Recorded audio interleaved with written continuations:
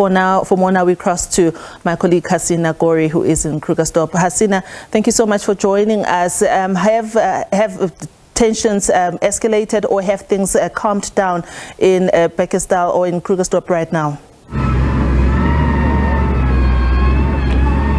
Good afternoon, Diabo. We currently now in Motaliville, which is also in the West Rand, and in that specific area we've seen protests been mushrooming from yesterday. However, where we are currently, police are conducting an operation, and what you're seeing them do is demolish these sites where these illegal miners have been working and processing. This is one of the areas where they would have worked with processing and amalgamating those earth that they find from beneath the ground, and these would be the people that would work on the top. So this is their operation. But I want to bring in the police commissioner of the province.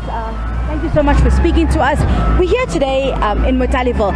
Why did you come to this specific community, and who resides in this specific area, and what kind of operations take place here?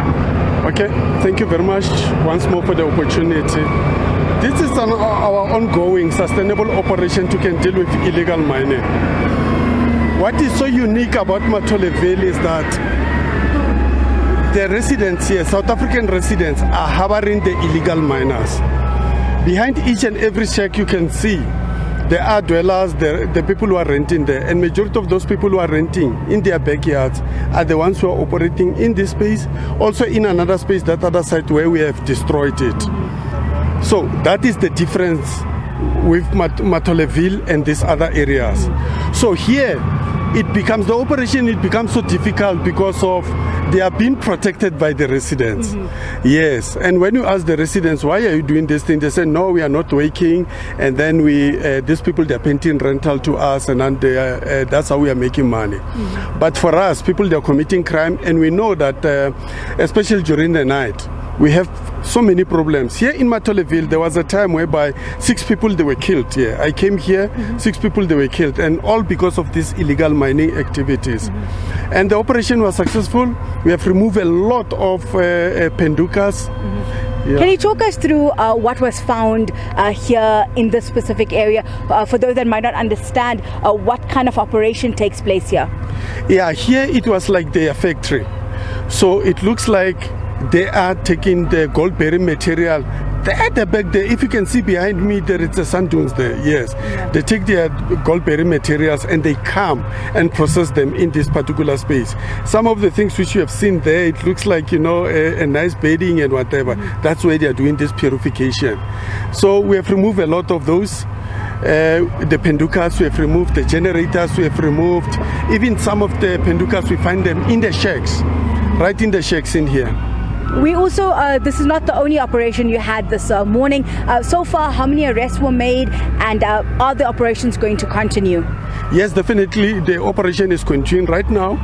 I'm moving to the next location. I'm informed that my members, they were involved in a shooting incident with the zamas. So I want to quickly dash there and see what happened there. How many arrests have been made so far today? And 9 people arrested. Yes. And the situation on the ground, are there any reports of still communities protesting at the moment? Yes, we do have communities protesting, and all for the same reasons. But I understand, you know, these communities, they become impatient, even though we are saying to them, look, we will do this thing systematically.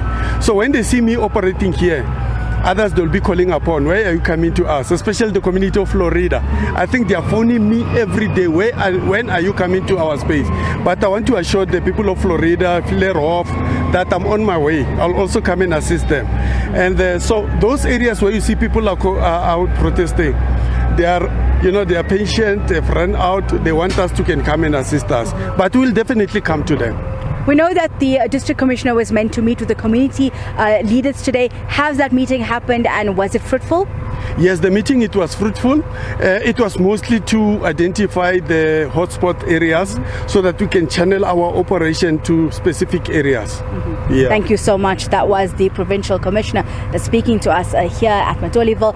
One of the areas that they're operating in today, as you heard, this is an area that they claim is almost like a factory where the gold-bearing material will then be processed and purified before the extraction takes place. What he said was quite unique for this community was that many of them were harboring these illegal miners. Unlike other communities, you found that they were renting out the facilities here or the shacks here, also some equipment such as generators as well as the pandukas, which is a kind of steel drum that's used to burn the material, have been found and confiscated from inside these specific shacks. You heard from him. They're moving on to other operations where police have been in a standoff with some of the illegal miners, as well as calling for calm from other communities to say that they will try systematically to work on each of their problems around these illegal miners. So far, 9 people or illegal miners have been arrested since this morning, as well as multiple equipment as well as tools have also been confiscated. We'll continue keeping you abreast from the ground, but for now, back to you in studio. Hasina, thank you so much. Before I let you go, I did hear the Commissioner talking about that they're getting calls from the communities in Florida and Vlierhof. What is the possibility that we could see this spreading to other areas, to the East Rand and all other areas where we could where we see that there are disused mines there? Do you have any information on that? For now, we know that it's specifically the communities on this West Rand that seem to have mobilized at this point. We've seen that mushroom in Bekkersdal, in Mansfield this morning.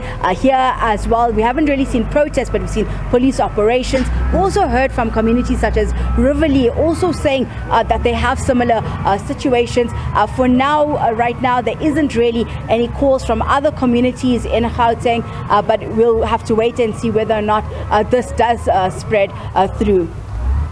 My colleague Hasina Gori there reporting for us on that latest story.